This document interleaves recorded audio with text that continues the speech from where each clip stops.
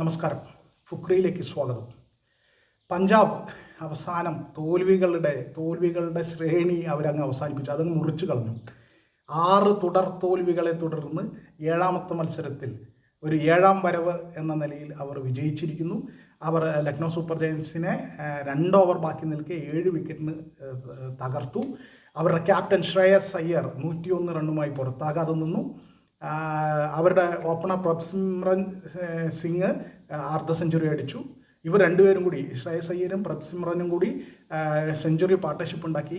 അപ്പോൾ അങ്ങനെ ഗംഭീരമായി കളിച്ച് പഞ്ചാബ് കിങ്സ് ലക്നൗ സൂപ്പർ ജയൻസിനെ തോൽപ്പിച്ചു. 197 റണ്ണിൻ്റെ വിജയലക്ഷ്യമായിരുന്നു പഞ്ചാബിനുണ്ടായിരുന്നത്. ആദ്യം ബാറ്റ് ചെയ്ത ലക്നൗ സൂപ്പർ ജയൻസ് 196 റൺ അടിച്ചത്.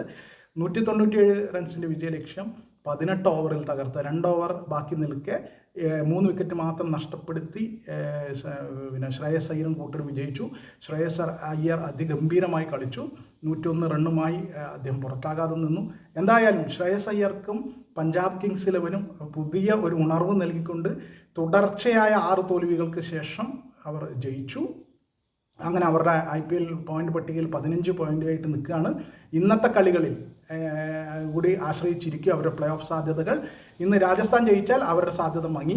അതേസമയം കൊൽക്കത്ത ജയിക്കുകയാണെങ്കിൽ കൊൽക്കത്തയും പഞ്ചാബിനും ഒരേ പോയിൻ്റ് ആവും. അപ്പോൾ നെറ്റ് റൺ റേറ്റ് ഒരു വിഷയമാവും. അപ്പോൾ ഇത്തരം സാഹചര്യങ്ങളൊക്കെ നിലനിൽക്കുകയാണ്. അപ്പോൾ അതിനുവേണ്ടി സ്വാഭാവികമായിട്ടും പഞ്ചാബ് ആഗ്രഹിക്കുന്നത് രാജസ്ഥാൻ റോയൽസിനെ മുംബൈ തോൽപ്പിക്കണമെന്നും കൊൽക്കത്തയെ ഡൽഹി തോൽപ്പിക്കണമെന്നുമാണ്. എന്തായാലും എന്താകും എന്നത് കാത്തിരുന്ന് കാണാം. തൽക്കാലം ഒരു ആശ്വാസത്തോടെ അവർ 7ാമത്തെ തുടർച്ചയായ 6 തോൽവികൾക്ക് ശേഷം 7ാമത് അവർ ജയിച്ചു കയറി.